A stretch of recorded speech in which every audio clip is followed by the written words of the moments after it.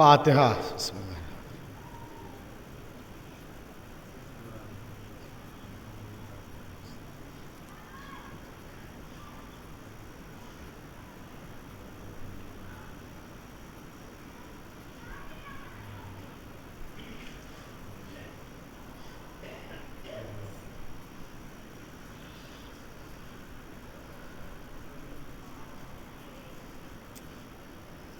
لا حول ولا قوة إلا بالله العلي العظيم. أعوذ بالله من الشيطان اللعين الرجيم. بسم الله الرحمن الرحيم. الحمد لله الذي خلقنا الإنسان وشرفه على سائر الحيوان. فضلنا وكرمنا على الأمم السابقة بالتصديق والإيمان. ثم الصلاة والسلام على الرسول المسدد الأمجد المحمود أحمد أبي القاسم محمد. ثم الصلاة والسلام على ابن عمه ووزيره وخليفته وصاحب لواء أهل ابن أبي طالب. غالب على كل غالب، مطلوب كل طالب، إمام المشارق والمغارب، فاتح خیبر و خندق، قاتل مرحب انتر، والد شبیر و شبر. ثم الصلاة والسلام على فاطمة الزهراء التي قالت بعد وفاة أبيها: يا أبتا سبت علي مصائب لو أنها سبت على الأيام سرنا لياليا. ثم الصلاة والسلام على ولدي الحسين الشهيد المذبوح عطشانا بكربلاء حينما سار وحيدا وفريدا فقال ناظرا يمينا وشمالا: هل من ناصر ينصرنا؟ هل من مغيث يغيثنا؟ ثم الصلاة والسلام على سيد السجاد الحزين الأسير الذي قال: أقاد ذليلا في دمشق أنني من الذنج عبد غاب عنه نسير. ولعنة الله على أعدائهم وقتلتهم وغاصبي حقوقهم ومنكري فضائلهم وعظمتهم أجمعين من ليلتنا هذه إلى قيام يوم الدين. أما بعد، فقد قال الله تبارك وتعالى في كتابه الكريم: بسم الله الرحمن الرحيم. كل نفس ذائقة الموت. صلوات بر محمد علیہ محمد.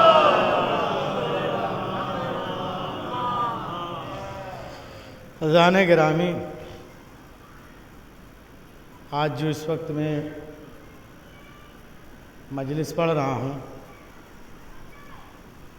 لہذا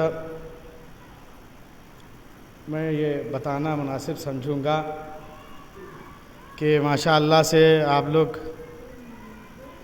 بڑی جوش و خروش والی مجلس کو سماعت کرتے ہیں، لیکن اس وقت جو اس مجلس کو سن رہے ہیں تو ان کی زبان اردو نہیں ہے، لیکن چونکہ ان کا تعلق ہندوستان و پاکستان سے ہے، کبھی زمانے قدیم میں، لہذا تھوڑی بہت ان کو اردو آتی ہے. لہذا جو اس وقت ڈائریکٹ سن رہے ہیں مجلس کو، تو اردو جو ہے نا بہت ہی کم جانتے ہیں، لہٰذا بہت ہی آسان سے الفاظ مجھے ڈھونڈ کر کے بولنا ہے، اور بڑے جوش کے ساتھ بھی نہیں پڑھ سکتے، اس لیے کہ پھر سامنے والے کو سمجھ میں نہیں آئے گا کہ انہوں نے کیا کہا۔ تو المختصر یہ کہ آپ تمام مجالس میں جب قرآن کی تلاوت کرتے ہیں، علماء خطبہ سے پوسٹرز وغیرہ پر بھی آپ دیکھتے رہتے ہیں، لکھا رہتا ہے کلو نفس ذائقۃ الموت، ہر نفس کو موت کا مزہ چکھنا ہے۔ ذائقہ، اب ذائقہ موت کا چکھنا ہے، وہ ذائقہ کیسا ہونا چاہیے، وہ ذائقہ کیسا ہے، یہ ہم نہیں بتا سکتے، آپ نہیں جان سکتے۔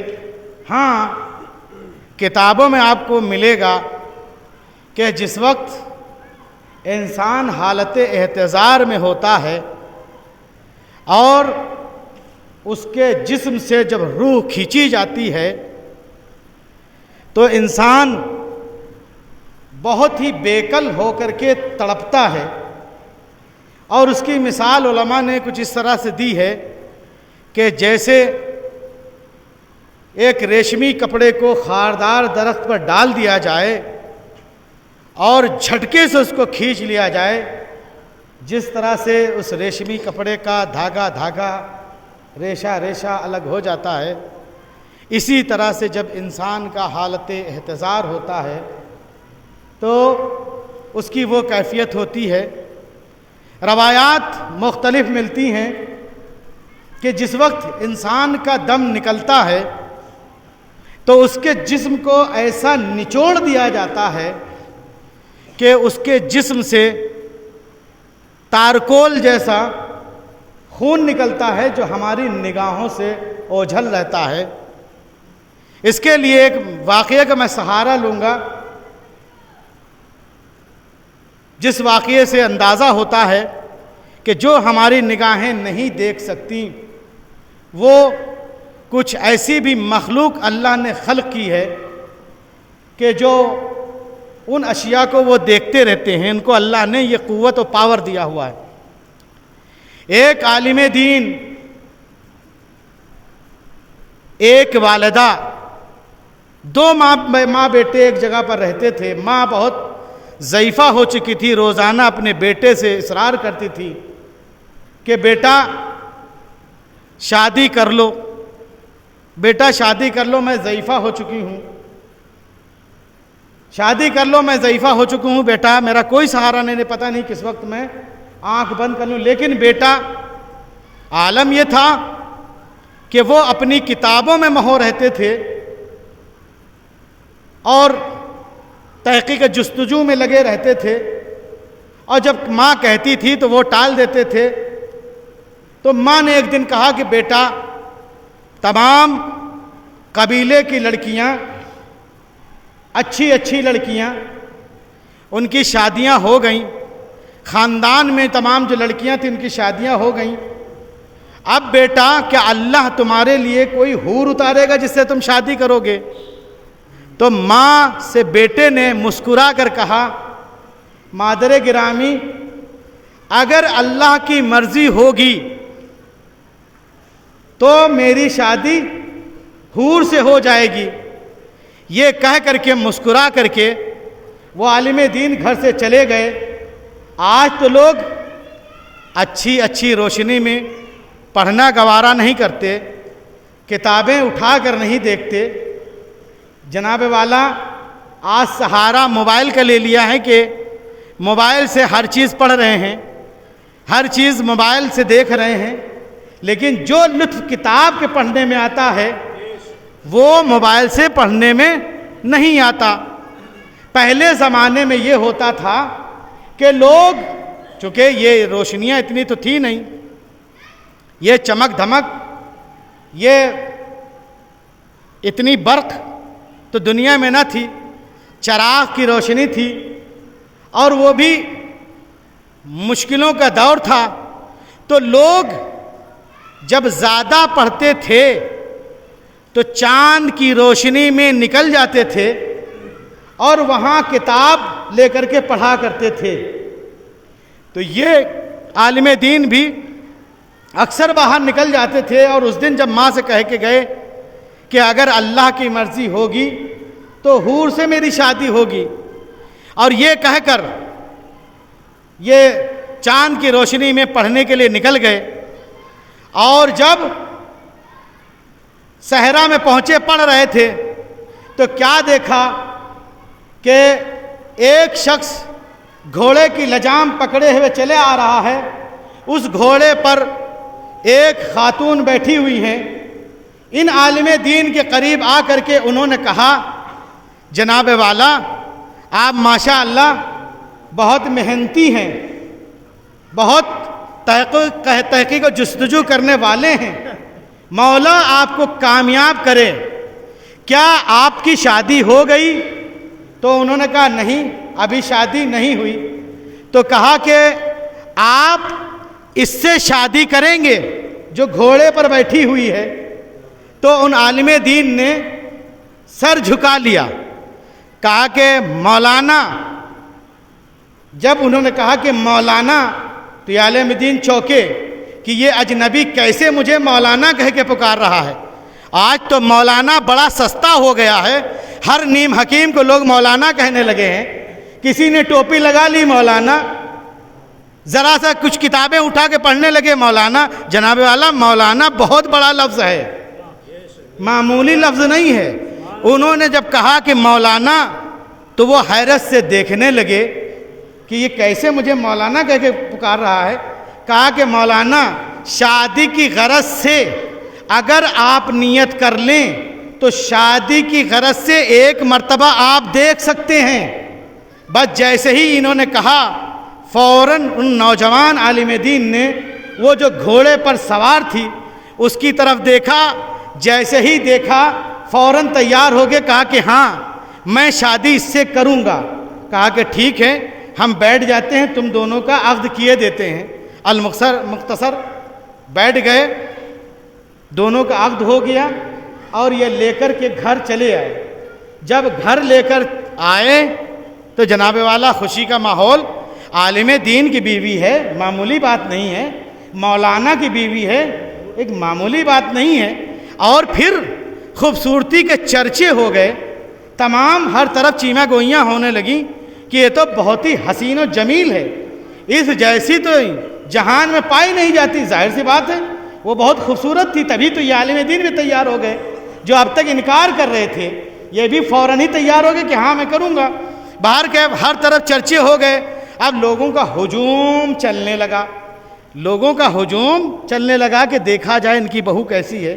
لوگ آنے لگے زیارت کرنے کے لیے، ملاقات کرنے کے لیے۔ اتفاق یہ ہوا کہ ماں جو تمنا لیے بیٹھی تھی، جیسے ہی یہ شادی کر کے آئے، لوگوں کا آنا جانا لگا ہی تھا کہ ماں دنیا سے رخصت ہو گئی۔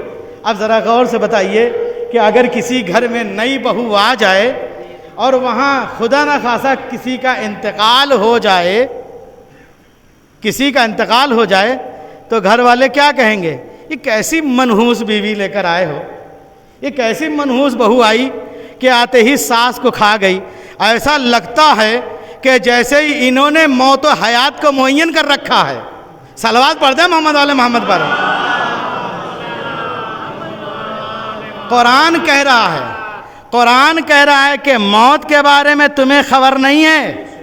یہ کافر کہتے ہیں کاش یہ میرے پاس بیٹھے ہوتے اور میدان جنگ میں نہ جاتے تو یہ نہ مرتے۔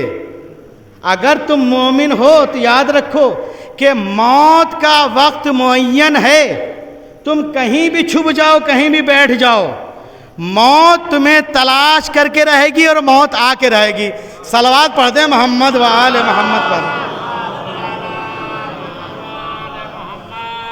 اب ماں کا انتقال ہو گیا، لوگوں میں ایک عجیب کیفیت پیدا ہو گئی کہ آتے ہی اس نے تو ماں کو مار ڈالا، بھائی عجیب بہو لے کر آئے۔ اور اس کے بعد جب میت کو اٹھا کر کے لے کر چلتے ہیں، کدھر لے کر چلتے ہیں؟ نہلانے کے لیے۔ تو جیسے ہی میت کو اٹھا کے نہلانے کے لے کر چلے تو اس نے کیا کیا کہ اپنے کپڑے سمیٹے، اور سمیٹنے کے بعد پانی لے کر آئے، اس کو دھلنا شروع کر دیا۔ اب تو لوگوں پر بہت ناگوار گزرا، بہت ناگوار گزرا کہ یہ کیا، ابھی آتے ہی اس نے سانس کو کھا لیا، اور اس کے بعد لوگ بیٹھے ہیں، میت اٹھی اور اس نے دھونا شروع کر دیا۔ بارگاہ لوگ جا کر کے مولانا سے کہہ رہے ہیں، مولانا آپ کیسی بیوی لے کر آئے ہیں، یہ تو نہایت نامعقول ہے، ارے ایسا حسن لے کر کیا کریں گے جو آتے ہی آپ کی ماں کو کھا گئی۔ اس کے بعد لوگ بیٹھے ہوئے ہیں، اس کو ذرا سی تمیز نہیں ہے کہ اس نے گھر کی دھلائی شروع کر دی۔ اچھا، نہلانے دھلانے کے بعد کفن پہنا کر کے جب لے کر چلے، ظاہر سی بات ہے جب گھر سے جنازہ نکلتا ہے نا تو غیروں کو بھی آنسو نکل آتے ہیں۔ یہ تو ایک عالم دین کی ماں تھی، ایک عالم دین کی ماں کا جنازہ گھر سے نکل رہا ہے، اور ابھی گھر میں شادی ہوئی ہے اور اس گھر میں موت ہو گئی، ایسی بہو آئی کہ آتے ہی ساس کو کھا گئی۔ ظاہر سی بات ہے رونے والوں میں اور اضافہ ہوا، سب لوگ رو رہے ہیں، لیکن سب رو رہے تھے، یہ ایسی تھی جو مسکرا رہی تھی، ہنس رہی تھی۔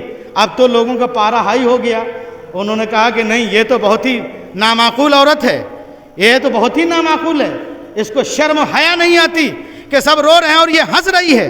باہر کے لوگوں نے عالم دین سے شکوہ شکایت کی، تو عالم دین نے کہا کہ بھائی میں والدہ کو دفن کر لوں، اس کے بعد آ کر ان کا فیصلہ کروں گا۔ انہوں نے والدہ کو دفن کیا، گھر واپس آئے، آنے کے بعد انہوں نے کہا کہ بھائی ہماری تمہاری جدائی، ہم تمہیں طلاق دیتے ہیں۔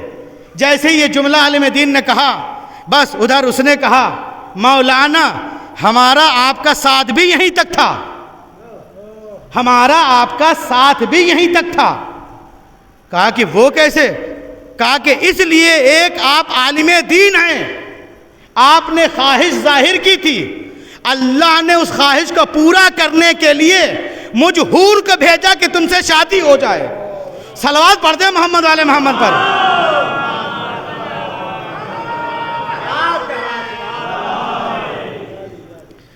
تو جب انہوں نے یہ دیکھا کہ ارے یہ میں نے کیا غضب کر دیا، کہا کہ ہم رجوع کرتے ہیں، کہا نہیں، بس ہمارا آپ کا ساتھ یہیں تک۔ تو ان عالم دین نے کہا یہ بتا دو کہ تم نے ایسی حرکتیں کیوں کی، تم نے یہ ایسی حرکتیں کیوں کی؟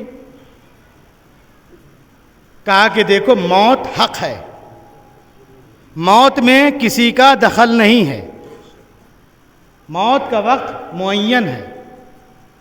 جب آپ کی والدہ کو نہلانے کے لیے لے کر گئے، جو میں دیکھ رہی تھی وہ آپ نہیں دیکھ رہے تھے۔ کہا کہ وہ کیا تم دیکھ رہی تھی؟ کہا جس وقت آپ کی والدہ کے جسم سے روح قبض کی گئی تو ملک الموت نے اس قدر اس کو نچوڑا، ایسے نچوڑا کہ سارے جسم کا تارکول نکل کے زمین پر بہہ رہا تھا۔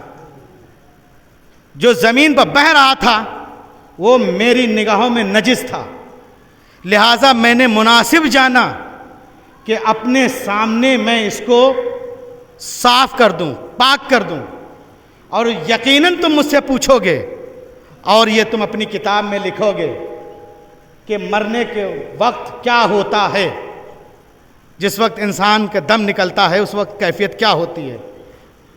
لہٰذا لکھوانے کے لیے یہ میں نے حرکت کی۔ کہا کہ جب میری ماں کا جنازہ جا رہا تھا سب رو رہے تھے، تم ہنس کیوں رہی تھی؟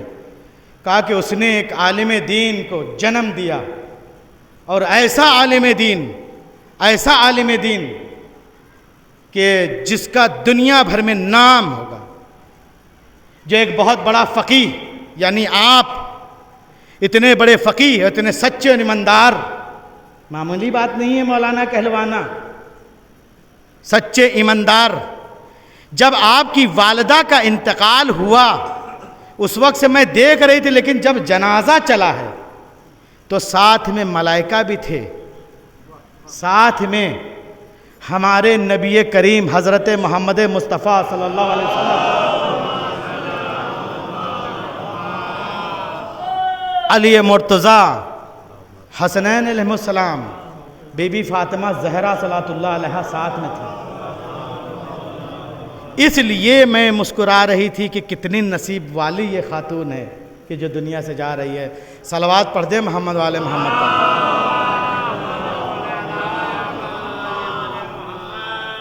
یبشرون نعمت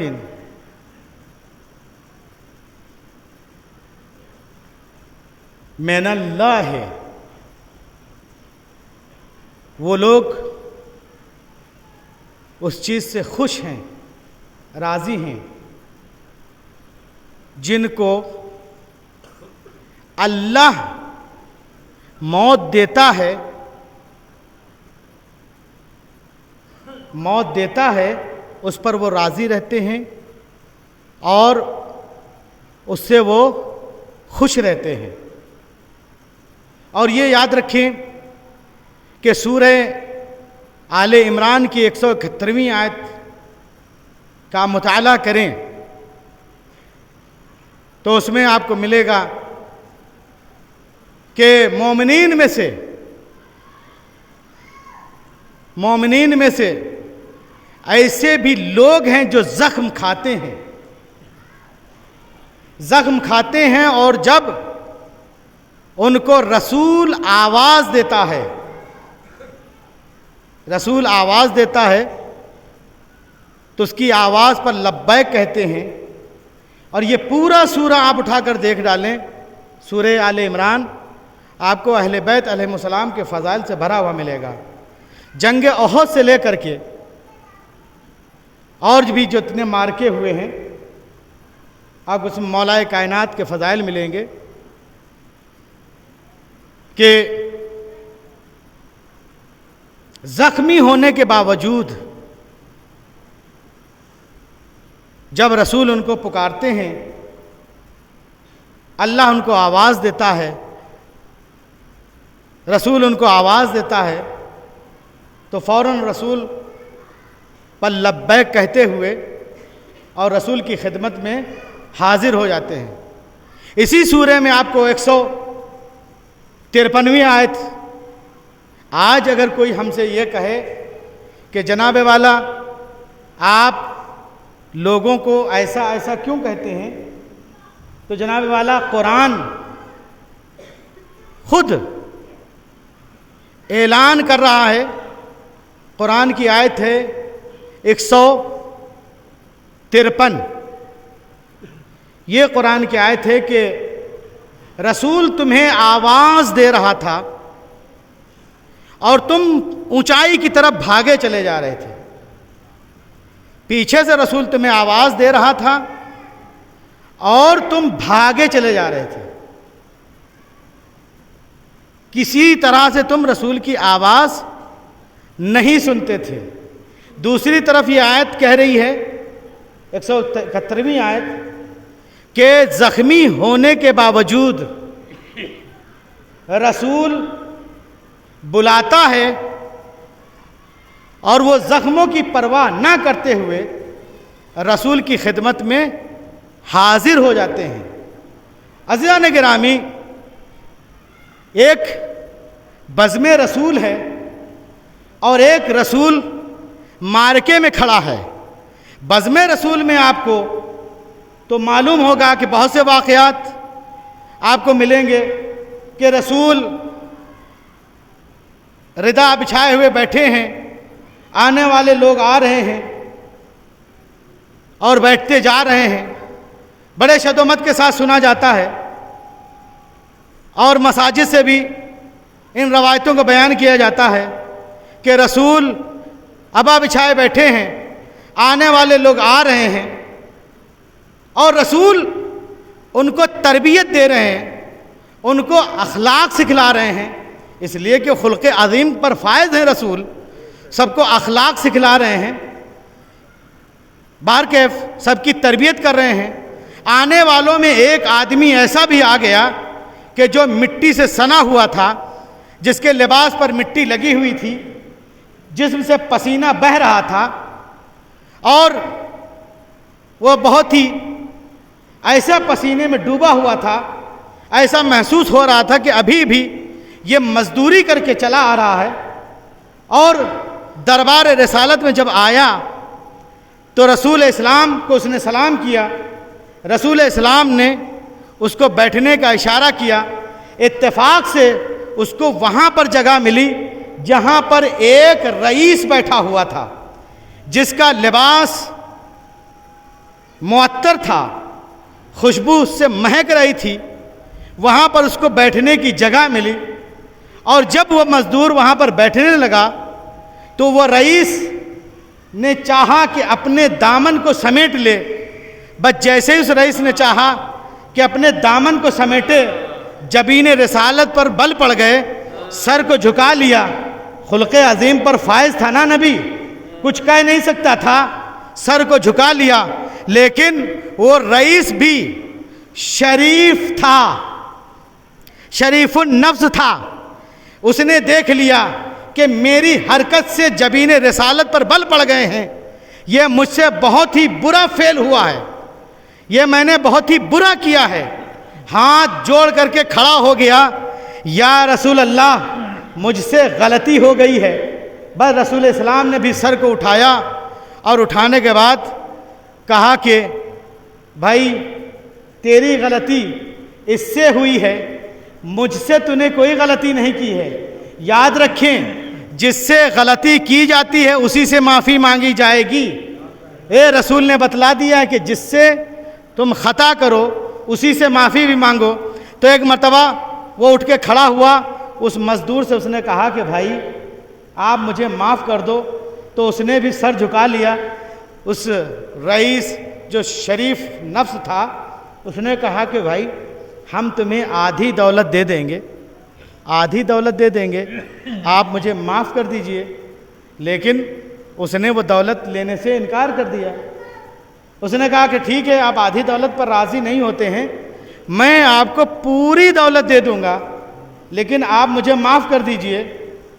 جب یہ جملہ سنا تو ایک مرتبہ مزدور اٹھ کر کھڑا ہوا، ہاتھ جوڑ کے کہنا یا رسول اللہ آپ حکم نہ فرمائیے گا، اگر آپ نے حکم فرما دیا تو مجھے اس کی دولت لینا پڑے گی۔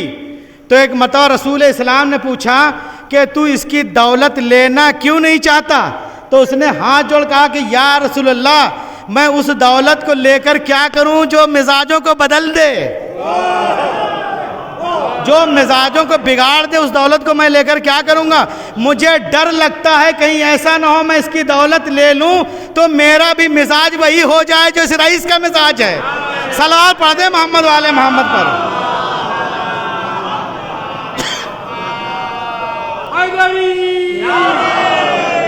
آپ دیکھیں تو خلق عظیم پر فائز رسول، اور عالم یہ ہے کہ چلا جا رہا ہے۔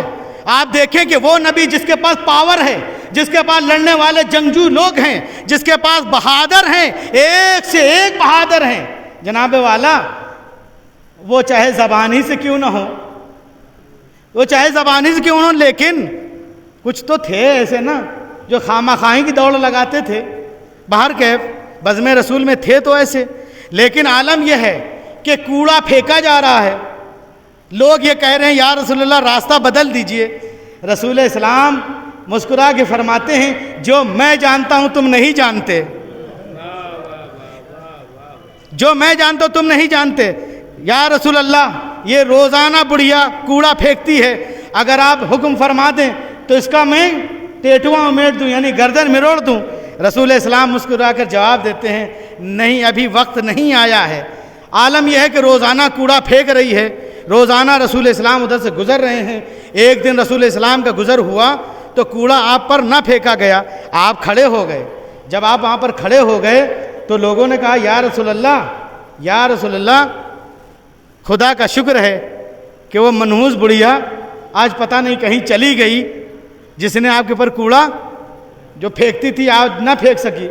تو ایک مرتبہ رسول اسلام نے کہا کہ نہیں، مجھے معلوم کرنا ہے، مجھے معلوم کرنا ہے کہ وہ بڑھیا کو کیا ہوا، کیوں اس نے کوڑا نہیں پھینکا۔ آپ دیکھیے یہ رسول نے ہمیں درس دیا ہے عزیزان گرامی کہ ایک کوڑا پھینک رہی ہے، دن بھر کی جو گندگی گھر کی ہے رسول اسلام کے اوپر پھینک رہی ہے، معمولی بات نہیں ہے۔ جو تمام انبیاء کا سردار ہے اس کے اوپر کوڑا پھینک رہی ہے عزیزان گرامی، اور رسول کچھ نہیں کہتے۔ اور جب معلوم یہ ہوتا کہ آج کوڑا نہیں پھینکا گیا، آپ پر جب کوڑا نہیں گرا، تو آپ یہ معلوم کرنے کے لیے کھڑے ہو جاتے ہیں کہ اس کو کیا ہوا۔ لیکن ہم نے درس کیا لیا ہے اسلام سے کہ آج اگر ذرا سی بات ہو جاتی ہے جناب والا خاندان چھوٹ جاتے ہیں، خاندان چھوٹ جاتے ہیں۔ ذرا سی بات اگر مزاج کے خلاف کہہ دی تو جناب والا باندھ لی گانٹھ میں، موقع آنے دو میں تمہیں بتاؤں گا۔ اور جب موقع ملا تب وہ اپنی حرکتیں کرتے رہے۔ جناب والا کیا اسلام نے ہمیں یہی درس دیا ہے؟ اسلام نے، ہمارے نبی کریم نے یہی درس دیا ہے کہ ہم لوگوں سے بدلہ و انتقام لیں؟ جناب والا یہ ہماری حرکت نہیں ہونا چاہیے۔ ہم مسلمان ہیں۔ ارے یہ واقعات آپ پڑھیں، آپ دیکھیں محمود غزنوی، یہ تاریخ میں آپ پڑھ کے دیکھیں نا۔ محمود غزنوی نے ایک مرتبہ فرمائش کر دی اپنے دربار میں کہ میں جناب خضر کی زیارت کرنا چاہتا ہوں، کوئی ہے کہ جناب خضر سے میری ملاقات کروا دے؟ سب پورا مجمع خاموش، کسی کے پاس جواب نہ تھا۔ ایک وہاں پر مزدور بیٹھا ہوا تھا، مٹی میں سنا ہوا، وہ کھڑا ہو گیا اور اس نے کہا کہ سرکار میں خضر سے آپ کی ملاقات کروا سکتا ہوں، لیکن میں کیا کروں، میں تو بہت ہی غریب مزدور انسان ہوں۔ جب میں دن بھر کماتا ہوں تو شام کو بچوں کے لیے کچھ کھانے پینے کا سامان مہیا کرتا ہوں۔ تو کہا کہ یہ بتا دے کہ تیرا خرچہ کتنا اور کتنے دن میں تو میری ملاقات کروا سکتا ہے؟ تو ایک مرتبہ اس نے کہا کہ سرکار 6 مہینے لگیں گے، مجھے چلہ کھینچنا پڑے گا، 6 مہینے میں چلہ پورا ہوگا اور اس کے بعد جناب خضر سے ملاقات کروا دوں گا۔ 6 مہینے ہو گئے، سارا جو بادشاہ نے دیا تھا وہ سارا کھا پی کے برابر کر دیا۔ اب بلوایا گیا کہ کیا ہوا، خضر سے ملاقات تم نے نہیں کروائی؟ کہا سرکار کچھ عمل ہمارا الٹا ہو گیا، لہٰذا اب مجھے 6 مہینے کی اور مہلت چاہیے اور 6 مہینے کا اور بھی مجھے راشن اور پیسہ چاہیے۔ اب بادشاہ نے کہا بھائی 6 مہینے کا اور دے دیا جائے۔ جب 6 مہینے اور ہو گئے تو ایک مرتبہ پھر بلوایا گیا، کہا کہ بھائی کیا ہوا، ہمارے کام کا کیا ہوا؟ تو کہا کہ سرکار ہم کہاں اور خضر کہاں، ہم کہاں اور چلہ کہاں، دعا یہ سب کہاں، یہ ہمیں تو کچھ بھی آتا جاتا نہیں۔ تو کہا تو نے پھر کیوں ایسا کہا؟ کہا سرکار ہمارے بچے تو بھوک سے مر رہے تھے، میں نے سوچا یہ موقع غنیمت ہے، موقع مناسب ہے، کچھ نہ کچھ بادشاہ سے حاصل کر لیا جائے، لہٰذا ہم نے اس طرح سے حرکت کی۔ اب سرکار جو سزا چاہیں آپ مجھے دے دیں، ہم نے جو کچھ کیا اپنے بچوں کے لیے کیا۔ بادشاہ نے فوراً وزیر سے کہا کہ وزیر بتا کہ اس کی سزا کیا ہونا چاہیے؟ تو ایک وزیر اٹھ کے کھڑا ہوا، اس نے کہا کہ سرکار اس کی گردن مار دی جائے، اس نے بہت بڑا جرم کیا ہے کہ آپ سے جھوٹ بولا ہے، جھوٹ بول کر کے اس نے آپ سے پیسہ لیا ہے۔ تو ایک مرتبہ بادشاہ نے دیکھا کہ ایک بزرگ اسی دربار میں بیٹھے ہوئے تھے، اٹھ کر کھڑے ہوئے اور انہوں نے کہا کہ سبحان اللہ، کیا بہترین فیصلہ اس نے کیا ہے، کیا بہترین فیصلہ اس نے کیا ہے۔ باہر کے وزیر سے بٹھا دیا، دوسرا وزیر بیٹھا تھا، اس سے کہا کہ یہ بتا دو تمہارے نزدیک اس کی سزا کیا ہے؟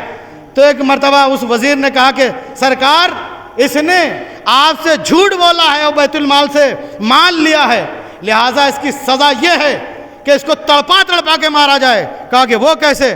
کہا کہ اس کو کتوں کے سامنے ڈال دیا جائے، کتے نوچ کر کے اس کو کھائیں، اس طرح سے اس کو سزا دی جائے۔ ایک مرتبہ پھر وہ بزرگ کھڑے ہوئے اور کہا سبحان اللہ، بہت اچھا فیصلہ کیا ہے اس نے، بہت اچھا فیصلہ کیا ہے اس نے۔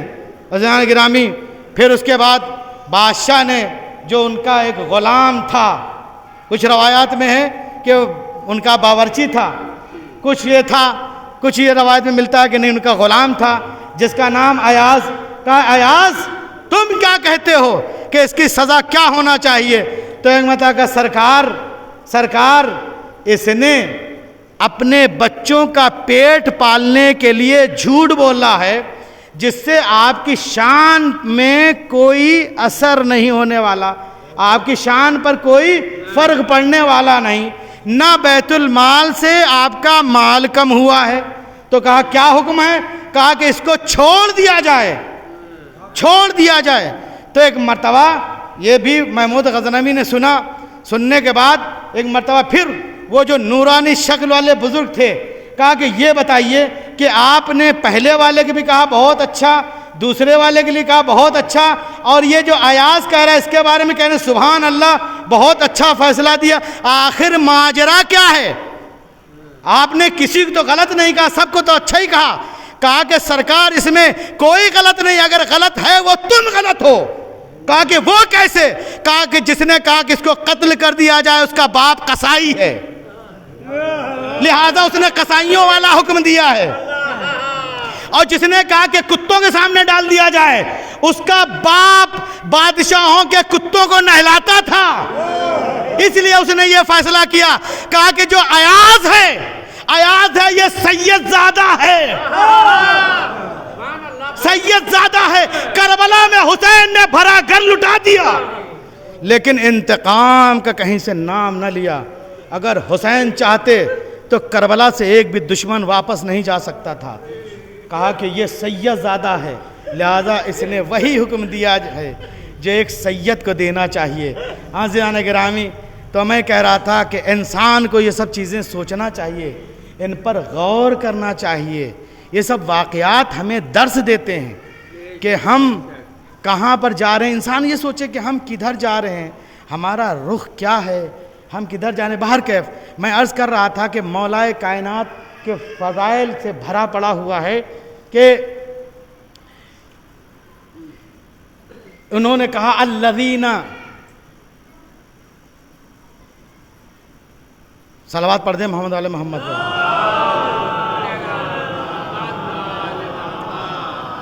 انہوں نے کہا کہ یہ لوگ ڈرا رہے تھے،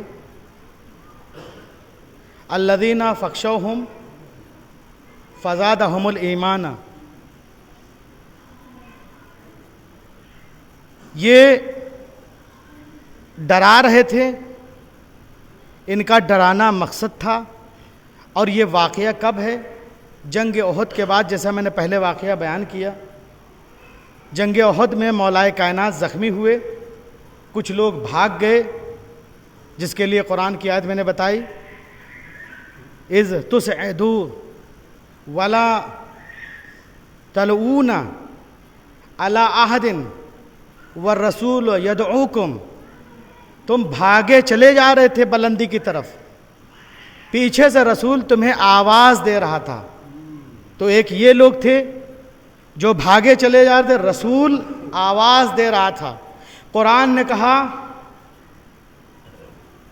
الم احد الیکم یا بنی آدم ان لا تعبدوا الشیطان انہم لکم عدو مبین، اے بنی آدم کیا میں نے تم سے عہد و پیمان نہیں لیا کہ شیطان کی اطاعت نہ کرنا، اس لیے کہ وہ تمہارا کھلا ہوا دشمن ہے۔ عزیزان گرامی، اس سے اندازہ یہ ہوتا ہے کہ جو لوگ بھاگ رہے تھے وہ شیطان کی اطاعت کر رہے تھے، اس لیے کہ میدان احد میں دو آوازیں بلند ہو رہی تھی، ایک رسول کی آواز تھی اور ایک شیطان کی آواز تھی۔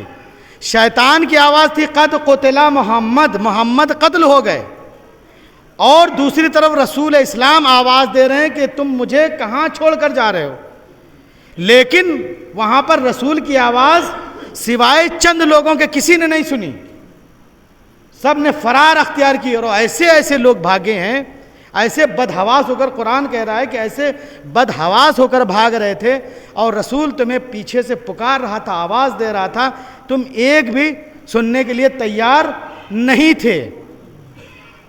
انما یدعو لحزبہ لیکونوا من اصحاب الشعیر، یاد رکھو کہ شیطان تو بلاتا ہی جہنم کی طرف ہے، شیطان تو دعوت ہی جہنم کی طرف دیتا ہے، لہذا شیطان کی اطاعت نہ کرنا، شیطان کی اطاعت نہ کرنا. تو یہاں پر شیطان تھا جو ابو سفیان کی طرف سے آیا تھا اور وہ ڈرا رہا تھا، لیکن اس کے جو کمانڈر تھے وہ علی ابن ابی طالب تھے. اس لشکر کے کمانڈر علی ابن ابی طالب تھے. جنگ احد میں رسول اسلام نے ان کے زخموں پر لعاب دہن لگایا، اور اس کے بعد جب یہ ہوا کہ تمام لوگ جمع ہو گئے ہیں آپ کو مٹانے کے لیے، تو مولا کائنات کے ساتھ لشکر دے کر آپ نے بھیجا. اور جب وہاں پر جنگ نہ ہوئی، اور جنگ کیسے ہوتی، اس لیے کہ لوگوں کو پتہ چل گیا کہ علی ابن ابی طالب اس لشکر کے ساتھ آ رہے ہیں. فانقلبوا بنعمت من اللہ وفضل لم یمسسہم سوء. جب وہاں پر جنگ نہ ہوئی تو انہیں کسی بھی برائی نے چھوا تک نہیں، ان کو کوئی برائی ان کے پاس آ نہیں سکی. کیوں؟ اس لیے کہ ان کو فضل الہی پر اتنا بھروسہ تھا. فضل الہی پر اتنا بھروسہ تھا. اس بھروسے کے ساتھ یہ گئے تھے، اور بھروسہ کرتے ہوئے یہ واپس آ گئے اپنے گھروں کی طرف. ان کو برائی نے کوئی چھوا تک نہیں. کس وجہ سے؟ فضل کی وجہ سے. جانتے ہیں ایک فضل ہے اور ایک ہے ابو الفضل. اگر فضل پر بھروسہ ہو جاتا ہے تو برائی چھوتی تک نہیں ہے. اب اگر کسی کو ابو الفضل پر بھروسہ ہو جائے، صلوات پڑھ دیں محمد والے محمد پر. اس سے بہتر صلوات پڑھ دیں محمد والے محمد پر. تو اب اگر کسی کو ابو الفضل پر بھروسہ ہو جائے تو اس کو برائی کیسے چھو سکتی ہے؟ عزیزان گرامی، ابو الفضل یہ تو آپ کی کنیت ہے. لقب کیا ہے؟ قمر بنی ہاشم. قمر بنی ہاشم، بس میں نے آپ کی زحمت کو تمام کیا. قمر بنی ہاشم آپ کا لقب ہے، اور قمر بننا معمولی بات نہیں ہے. قمر ہونا معمولی بات نہیں. قمر ہوتا چاند. کسی گاؤں کا، کسی قریے کا، کسی شہر کا چاند ہونا آسان ہے، لیکن بنی ہاشم کا چاند ہونا بہت مشکل ہے، جہاں سارے کے سارے قمر ہیں بھائی، سارے کے سارے چاند ہیں. دیکھیے جناب عبد مناف قمر مکہ جو بنو ہاشم کے جد تھے، اور جناب ہاشم قمر ام القرا، جناب عبداللہ قمر البطحا. خود امام حسن کتنے حسین و جمیل تھے، امام حسین کتنے حسین و جمیل تھے، مولائے کائنات خود کتنے حسین و جمیل تھے، خود رسول اسلام کتنے حسین و جمیل تھے. تو ایک واقعے سے آپ کو پتہ چلے گا کہ جناب یوسف علیہ السلام گھوڑے پر سوار چلے جاتے، راستے میں کیا دیکھا کہ ایک بوڑھی عورت عصا کے سہارے پہ بیٹھی ہوئی ہے. تو ایک مرتبہ اپنے غلام سے کہا کہ اس کو کچھ دے دیا جائے. مختلف روایتیں ہیں یہاں پر. تو جیسے ہی اس بوڑھی نے آواز سنی تو ایک مرتبہ کہا کہ الحمدللہ الذی اعز العبید لطاعتہم وذل الملوک بمعصیتہم. تمام تعریفیں اس اللہ کے لیے ہیں کہ جس نے اطاعت کی وجہ سے غلاموں کو بادشاہ بنا دیا، اور نافرمانی کی وجہ سے بادشاہوں کو غلام بنا دیا. تو جیسے جناب یوسف نے سنا، کہا کہ ارے زلیخا یہ تم ہو؟ کہا کہ ہاں یوسف میں ہوں. کہا کہ تمہاری حالت کو کیا ہو گیا ہے؟ کہا کہ اے یوسف یہ تمہاری محبت نے میری حالت ایسی بنا دی ہے. تو جناب یوسف نے کہا، جناب یوسف جیسا حسین جمیل کیا کہہ رہا ہے کہ تو نے مجھے دیکھا ہے تو تیری یہ حالت ہو گئی ہے. اگر تو میرے آخری نبی محمد کو دیکھ لے تو تیرا کیا حال ہوگا. تو ایک مرتبہ وہ گھر کی طرف بڑی تیزی سے چلی، اور چلتے چلتے ایک مرتبہ کہا کہ اے یوسف اس کا نام کیا ہے؟ کہا اس کا نام ہے محمد. کہا کہ اے یوسف جس نے تمہیں خلق کیا ہے، مجھے خلق کیا ہے، اس کی قسم جیسے ہی تم نے اس کا نام لیا ہے اس کی محبت ہمارے دل میں آ گئی ہے. بس آواز قدرت آئی، اے یوسف میں دلوں کے راز سے واقف ہوں، یہ سچ کہہ رہی ہے. صلوات پڑھ دیں محمد والے محمد پر.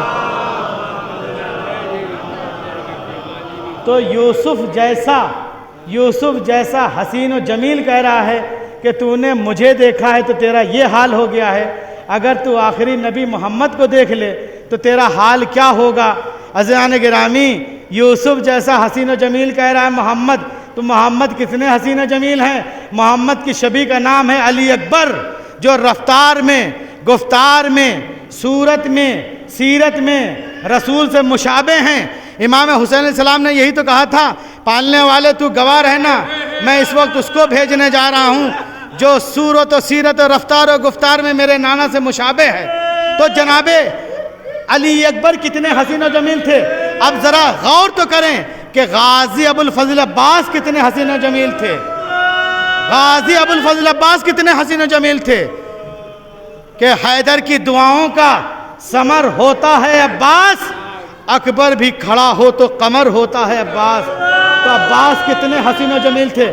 خدا کی قسم، فقط آپ حسین و جمیل نہیں تھے، بلکہ آپ بہت بڑے عالم بھی تھے، بہت بڑے عابد بھی تھے، بہت بڑے عابد بھی تھے۔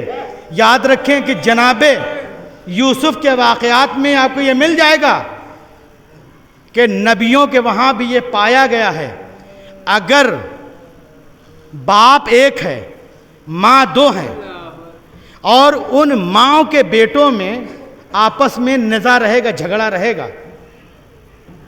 یہ جناب یوسف علیہ السلام کے واقعات میں ملتا ہے کہ دو سگی بہنیں تھیں اور ان سے جو بچے تھے ان میں جھگڑا رہا ہے، یہاں تک کہ ایسا جھگڑا ہوا کہ جناب یوسف کو کنویں میں پھینک دیا گیا۔ لیکن آپ کو تاریخ میں ایک ماں ایسی بھی ملے گی، یہاں نبیوں کی اور بھی، اول تو نبی محمد مصطفیٰ کو اللہ نے سوائے جناب خدیجہ الکبریٰ کے کسی بیوی سے کوئی اولاد دی نہیں۔ یوں تو بکتے رہیں کہ عائشہ سے ایک بچہ پیدا ہوا اور وہ مر گیا، وہ روایت جھوٹی ہے، جعلی ہے، اس کا کوئی معیار نہیں ہے، ان کے وہاں کوئی بچہ پیدا نہیں ہوا ہے۔ اللہ نے کسی بھی بیوی سے رسول اسلام کی کوئی اولاد عطا نہیں کی سوائے جناب خدیجہ الکبریٰ کہ دو بیٹے اور ایک بیٹی، اور دو بیٹوں کے بھی اللہ نے واپس لے لیا، اس لیے کہ حسنین جیسے فرزند جو عطا کر دیے۔ اس وجہ سے اب دیکھیں کہ اگر اللہ کو یہ بات گوارا نہ تھی کہ مائیں کئی ہوں گی، ان سے جو اولادیں ہوں گی، ایسا نہ ہو کہ لوگ کہنے لگیں کہ نبی کی بیویوں کے جو بچے ہیں ان میں جھگڑے ہوئے۔ لیکن آپ کو تاریخ میں ایسی ایک ماں دکھاؤں، خدا کی قسم کہ ایسی مائیں ہیں کہ آپ دیکھیں جناب خدیجہ الکبریٰ کے بعد جناب ام سلمہ آئیں، اور بھی تمام آئی ہیں، لیکن جو ام سلمہ کو رتبہ و مرتبہ ملا ہے وہ کسی کو نہیں ملا۔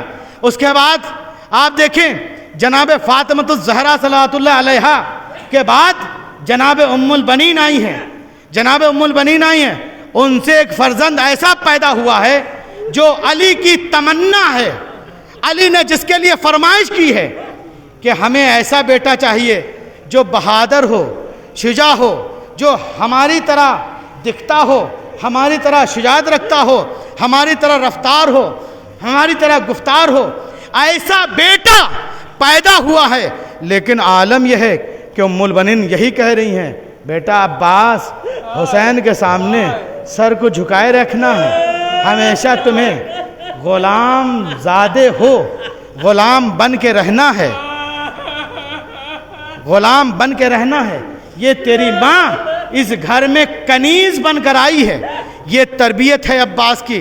آج شب جمعہ ہے نا، ایک جملہ غور سے سنیں، آنکھیں کھول کر سنیے، ایک جملہ میں سنا رہا ہوں، جب یاد کریں گے عباس کے اس مرتبے کو یاد کر کے روئیں گے۔ آج شب جمعہ ہے نا، جب شب جمعہ ہوتی ہے نا، قبر حسین پر تمام ملائکہ، انبیاء، اولیاء سب جمع ہوتے ہیں، ائمہ اطہار بھی جمع ہوتے ہیں، سب کے سب آ کر امام حسین علیہ السلام کی مرقد کے پاس آ کر بیٹھ جاتے ہیں، اور ایک مرتبہ بڑی تیزی سے حبیب ابن مظاہر نکلتے ہیں اور ایک مرتبہ روضہ عباس کی طرف جاتے ہیں، اور روضہ عباس کی طرف جاتے ہوئے ایک مرتبہ جب امام حسین علیہ السلام کے حرم میں آتے ہیں اور ایک مرتبہ کہتے ہیں کہ اے لوگوں، اب اس وقت وہ آ رہا ہے جس پر سب کی آرزویں، سب کی تمنائیں وابستہ تھیں، ہاں عزاداران امام۔ اور ایک مرتبہ جیسے ہی وہ بہادر آتا ہے اور سر جھکائے ہوئے آتا ہے، اور جس وقت وہ آتا ہے سب کے سب اٹھ کر کھڑے ہو جاتے ہیں۔ عالم یہ ہے کہ سر سے خون بہہ رہا ہوتا ہے، ہاتھوں سے خون بہہ رہا ہوتا ہے، سر جھکائے ہوئے ہوتا ہے، اور ایک بی بی جو کہ عماری میں بیٹھی ہوئی ہوتی ہیں، سیاہ چادر میں لپٹی ہوئی ہوتی ہیں، جن کو ہر طرف سے آواز آتی ہے، اے فاطمہ، ہم بھی آپ کے حسین کے عزادار ہیں، ہاں عزاداران امام۔ اس کے بعد وہ بی بی اٹھتی ہیں، اٹھنے کے بعد اور ایک مرتبہ اس جوان کو اپنے کلیجے سے لگا لیتی ہیں، جوان کو اپنے کلیجے سے لگا لیتی ہیں، اور ایک مرتبہ کہتی ہیں عباس عباس عباس عباس اپنے سر کو اٹھاؤ، عباس اپنے سر کو اٹھاؤ، عباس اپنے سر کو اٹھاؤ۔ ایک مرتبہ عباس کسی طرح سے سر کو نہیں اٹھاتے، ایک مرتبہ عباس کہتے ہیں اے اماں فاطمہ، مجھ پر حکم نہ لگائیے، اس لیے کہ مجھے شرم آتی ہے، میں اپنے بھائی حسین کے سامنے کس طرح سے سر کو اٹھاؤں، اس لیے کہ وہاں پر میری بہن زینب بھی بیٹھی ہے۔ ارے یہ میری وہ زینب ہے کہ تلے زینبیہ سے چیختی رہی، اے عباس، گھوڑوں کی نال بندی ہو رہی ہے، اے عباس، حسین کے لاشے کو پامال کیا جا رہا ہے، اے عباس، حسین کی لاش پر گھوڑے دوڑائے جا رہے ہیں، عباس، حسین کے ہڈیوں کے چٹکنے کی آواز آ رہی ہے، میں کس طرح سے سر کو اٹھاؤں؟ جزاکم ربکم، خدا آپ کو کسی غم میں نہ رلائے سوائے غم سید الشہداء کے۔ ہاں عزاداران امام، یہ بہت بڑے بہادر تھے عباس، یہ آپ درگاہ میں بیٹھے ہیں نا، بہت بڑے بہادر تھے، معمولی بات نہیں ہے، بہت بڑے عالم بھی تھے، بہت بڑے فقیہ بھی تھے۔ جانتے ہیں مولا کائنات کے سامنے لشکر تھر تھر تھر کانپتے تھے، کسی میں جرأت نہ تھی۔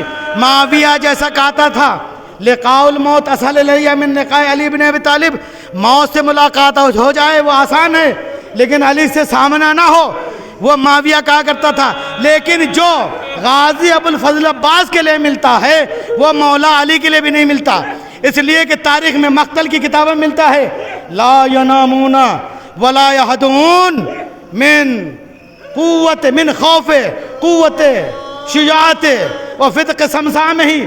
عباس علمدار کی شجاعت اور عباس علمدار کی ہیبت کو دیکھ کر کے دشمن نہ سوتا تھا، نہ سونے کی نیت کرتا تھا، پلک جھپکاتے ہوئے بھی ڈرتے تھے۔ یہ عالم تھا عباس علمدار کا۔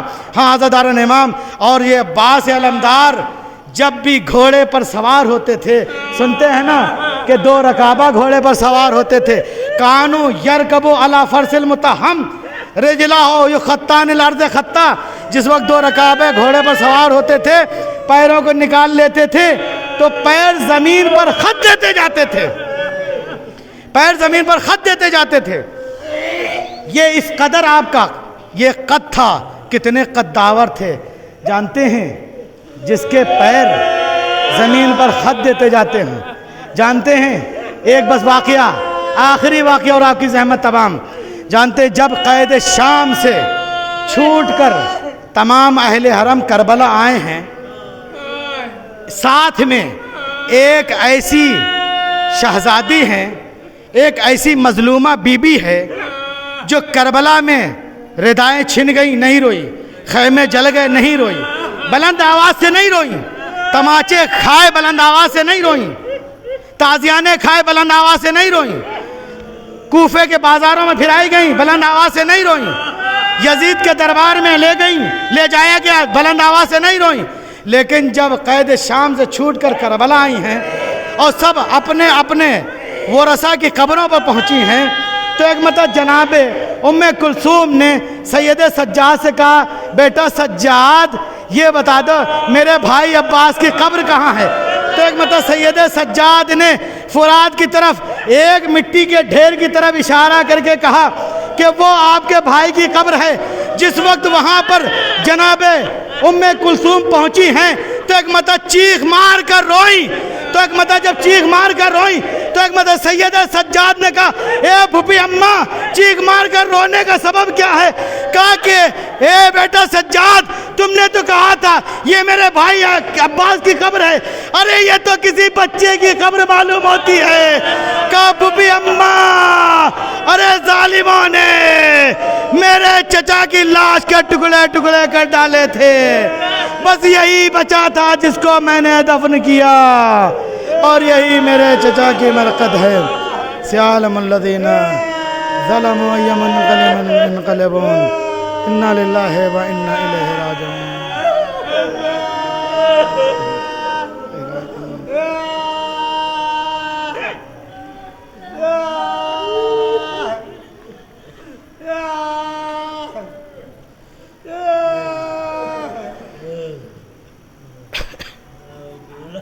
حضرات ایک مرتبہ سورہ حمد اور 3 مرتبہ سورہ اخلاص کی تلاوت فرما کر اپنی مرحوم کو فضل حسین کو اصالہ ثواب فرما دیں۔ بسم اللہ الرحمن الرحیم الحمدللہ۔